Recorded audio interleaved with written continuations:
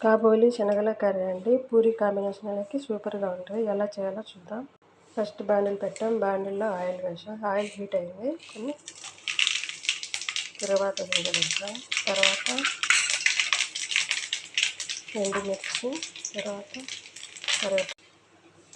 ఉల్లిపాయ వేగాయండి. పచ్చిమిర్చి, తర్వాత టమోటో, ఒక టమోటో, తర్వాత సాల్ట్, కొద్దిగా పసుపు, తర్వాత ధనియాల పౌడర్,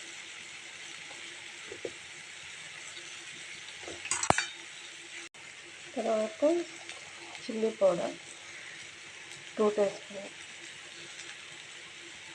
చూడండి మెత్తగా ఉడికింది.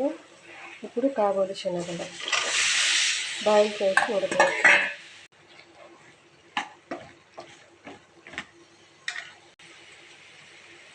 ఇప్పుడు బంగాళదుంప బాయిల్ చేసి మెదిపి పెట్టుకుందాం.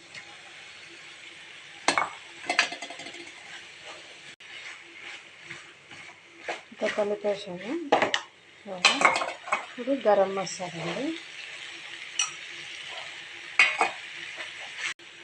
ఇప్పుడు కొద్దిగా వాటర్,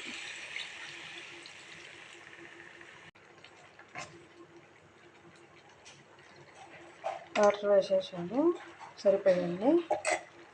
ఇప్పుడు 3 మినిట్స్ ఉడకబెట్టే అయిపోయిందండి. కాబోలి శనగల కర్రీ పూరి కాంబినేషన్ చపాతీలోకి సూపర్తో ఉంటుంది. మీరు కూడా ఇలాగే చేసుకోండి.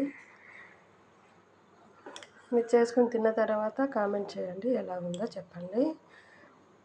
నాకు సబ్స్క్రైబ్ చేసి లైక్ కొట్టండి ప్లీజ్ అండి.